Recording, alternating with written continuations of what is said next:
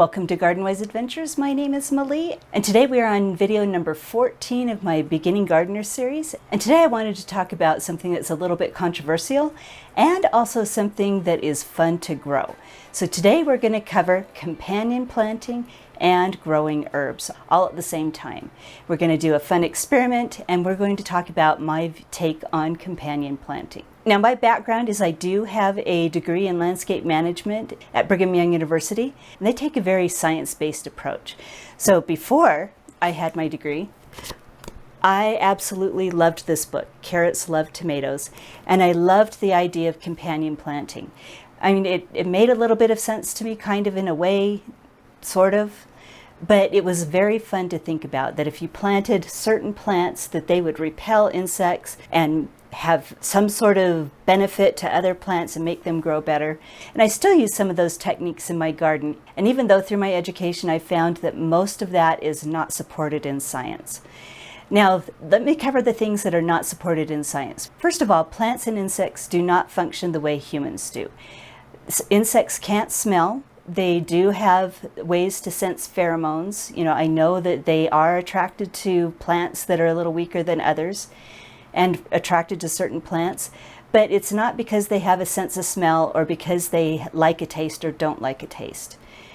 Plants are the same way. They do not have a way of knowing what is planted around them and, you know, having some sort of, you know, I don't know what the influence they believe is happening in Carrots Love Tomatoes, but there are no mysterious substances being excreted by plants that benefit other plants. Now, there are things about companion planting that do work. There are things about companion planting that I just like. So let's go over the things that I like to use in my garden, and I'll talk to you a little bit about why.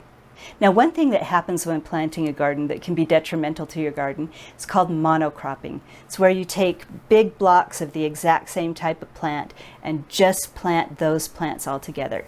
And what happens is if you do happen to get an insect or disease in that area, then they can go from plant to plant to plant and possibly even take out the whole crop. Now, if you mix up your plants and have diversity in planting, that can be of a great benefit. So if you do get an insect or disease that gets into your plants, it's not as easy for it to transfer from plant to plant if there is a lot of other plants in between it. So in my garden, I really like to have a diversity of crops and to mix things up and not plant in blocks of the same kind of plant. Now, the other thing that I really like to do is to grow herbs in my garden, herbs and flowers. Now, I don't grow them for, you know, their special substances in repelling insects. What I do grow them for is that they attract beneficial insects like hoverflies and parasitic wasps, bees, and lacewings. And when they attract those kind of insects, you do see a reduction in the bad insects because you have the predatory insects that are there predating on them. So I'm going to go over some of my favorite herbs that I plant and why I like to plant them. Now, I'm not a cilantro fan. Cilantro tastes like soap to me, but I do love the seeds. These are coriander seeds that I harvested from my garden last year. I can plant these in my garden this year, but what I actually do with coriander is I let one or two plants that have gone to seed, I just let the seeds drop and they scatter themselves around my garden. Sometimes I'll throw that plant in my compost pile, so when I use the compost, it also plants coriander seeds, and I really have not had to worry about planting coriander in my yard for a very long time because it reseeds itself. Coriander has beautiful flowers, and those flowers are some of the best flowers in my garden for attracting beneficial insects. So coriander is a really good one. Another one is lovage. These are lovage seeds that I gathered from my lovage plants last year. They do tend to reseed themselves prolifically, but the lovage seeds are edible. So I do use those in cooking. So you can plant lovage by seed, you can divide it. It's an absolutely wonderful plant. It tastes like celery. It can take shaded areas, so it's one of the herbs that you can grow in your shaded areas. And the flowers is another one that attracts a lot of bees and a lot of beneficial insects. So in my the shaded areas of my garden, I try to grow quite a bit of lovage. Another one that I allow to self-seed and sow itself as much as it wants in my garden is dill. Now, I planted dill once in my garden. I think it was the mammoth dill, and I've let it reseed itself ever since, and I've never had to plant dill again. My garden is just completely covered in dill, and I love it because just like coriander, it's another one of the best plants you can have to attract beneficial insects. I also tend to notice a lot of ladybugs on dill. So when you have your dill, let it flower, let it go to seed, and that is one form of companion planting that really, really works. Another one that I love is parsley. Now, I let parsley just grow rampant the same as I do with coriander and dill because it's a beautiful plant. It's great to use in cooking. And when it goes to flower in the second year, now parsley is a biennial, which means that it will form the leaves in the first year and flower in the second year. And after it flowers, it will set seed. And if you let the seed fall to the ground, you'll have parsley forever. It's really a rampant reseeder, but it's also another one that brings in a ton of beneficial insects. Now, another good one to bring in beneficial insects, and it's not necessarily these varieties. This is my dark purple opal basil. This is my Genovese basil, but I also have a Thai basil that I plant. I always plant my basil with tomatoes. Now, it's not because it makes the tomatoes grow any better than they would without it, but it's because I've done it that way for a long time. And to me, if you're going to plant tomatoes, you've got to have basil because they basically go together. Now, a lot of people say that basil will detract insects and make tomato plants healthier and tastier, but there's no scientific proof behind that. But there's also no harm. So if you want to do it, go ahead and do it. Now, I do not let that basil flower and go to seed until the end of the year because I like to harvest the leaves. And if you let it go to flower, it kind of detracts from the flavor a little bit. It gets a little, I wouldn't say bitter, but the taste is a little bit off from what it is if you use the leaves before it goes to flower. But the Thai basil I specifically grow for the flowers. The Thai basil has a gorgeous flower, and it also attracts a ton of beneficial insects, including honeybees. Now, my basil are one of the few herb varieties that I actually start inside. These need to be started inside because they need to germinate in a warm area. So if you live in one of the really warm areas with a long growing season, you might be able to sow your basil seeds directly out into your garden and still have them grow. But in my climate, we definitely need to start them indoors. Now, stevia is another one that I start indoors. In my last video, we did start my stevia. It takes a little while to germinate. But once stevia goes to flower, it also brings in beneficial insects. But stevia I don't necessarily grow for its flowers. I grow it for its sweet leaf and because it's just fun to grow. Another great one for beneficial insects is borage. Now, I absolutely love borage. It's got beautiful blue flowers. The leaves kind of have a cucumbery taste. They are a little bit spiny and hairy, so I don't use them in my food as much, but they attract all sorts of bees like crazy. So I use these as pollinator attractors. Another one that I love to use that brings in a ton of beneficials, especially the hoverflies and parasitic wasps, is the chamomile, the German chamomile. That's wonderful to use indoors, and it's a wonderful companion plant because it attracts pollinators.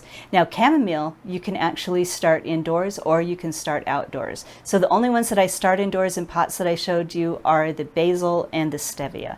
The rest of them can just be sown outdoors directly into your garden.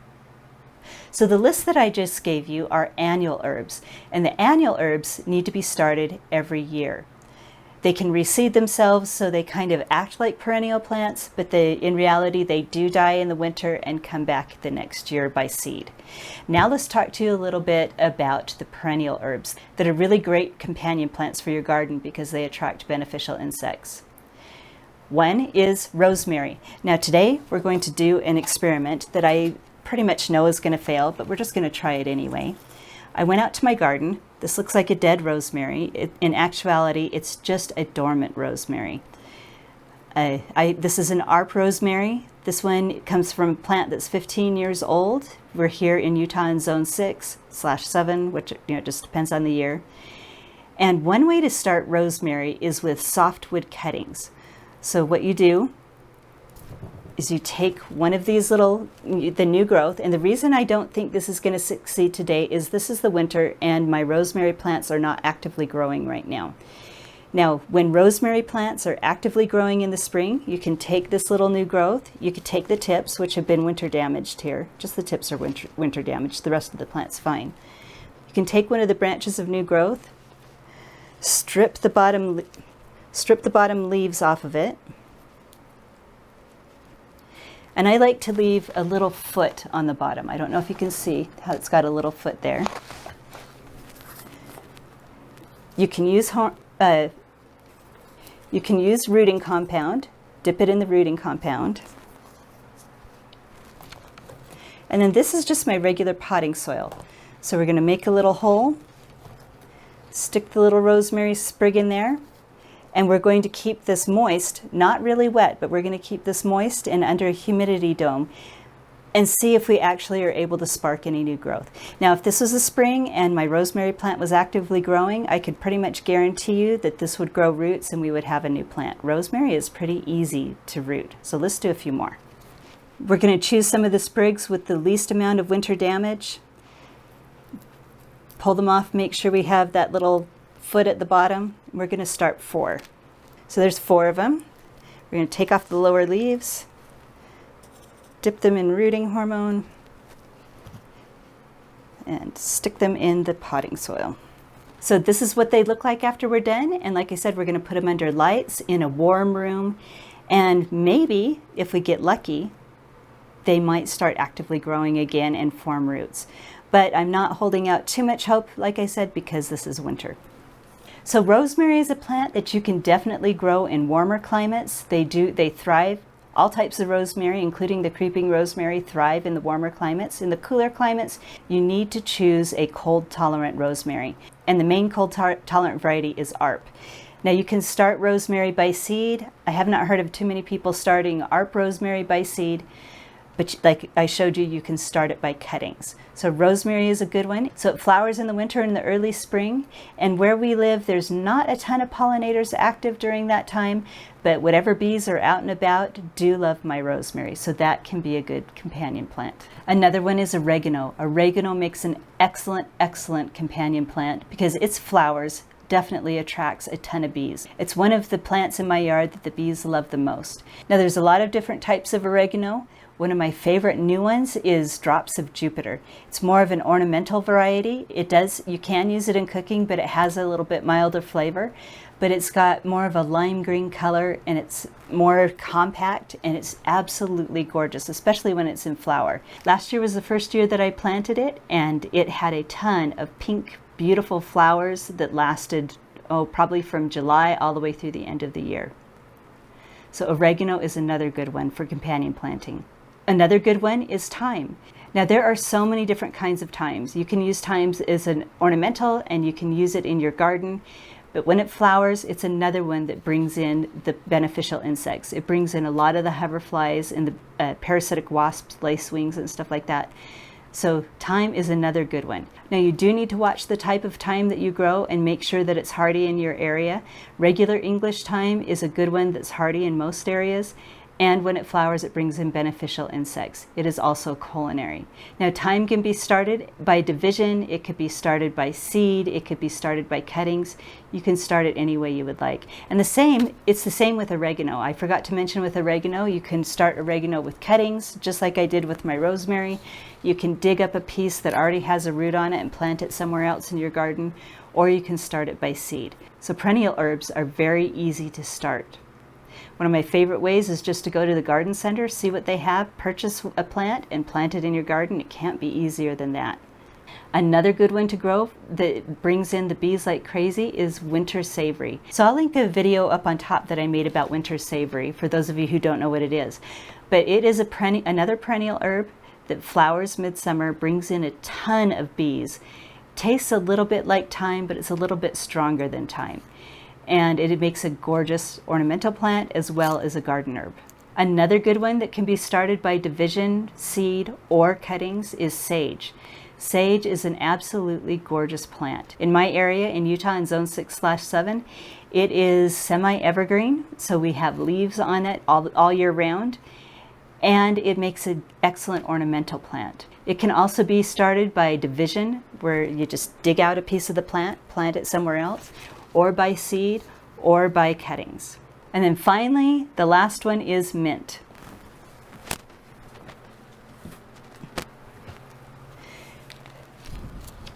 This is a piece of mint that I dug up in the winter. I just found a dead piece of mint and dug it out of the frozen ground and put it in a pot to bring it indoors just to see if it would start growing again, and it's actually started growing. Now, I did have to cut it back and spray it because once it started growing, I did notice I brought in some insects with it, which now a lot of people say that mint repels insects, but this mint actually brought insects in with it. So insects do like mint. So that part of companion planting is a myth. But after spraying it and removing all the leaves, it's starting to come back again. This is spearmint. There's all sorts of different kinds of mint. One of my favorite ones is chocolate mint. Now, mint does flower. People typically don't let it flower. They'll cut it back once it starts flowering. And that's probably the best way to do it because you don't want mint reseeding itself plus using runners to spread all over your yard. But if you do let it go to flower, it will bring in a lot of beneficial insects, and the flowers are absolutely gorgeous. It's another one that's easy to propagate. Most of the time it's propagated by digging up a piece and planting it, or you can take cuttings and root them the same way I did with the rosemary. Now, this video is just covering a few of the varieties that make excellent companion plants because of their ability to attract pollinators and beneficial insects. There are a lot more that you can grow in your garden. The perennial herbs, most of them can be propagated by division, cuttings, or seed. And then the annual ones definitely need to be propagated by seed. And I would love to hear below what your favorite herbs are and what plants you actually like to grow together. Now, I did say that companion planting has not been proven scientifically to work, but it can be fun. When you diversify your garden with a lot of different kinds of plants, it's beautiful, it's healthy for the plants, and it makes your gardening a lot more enjoyable.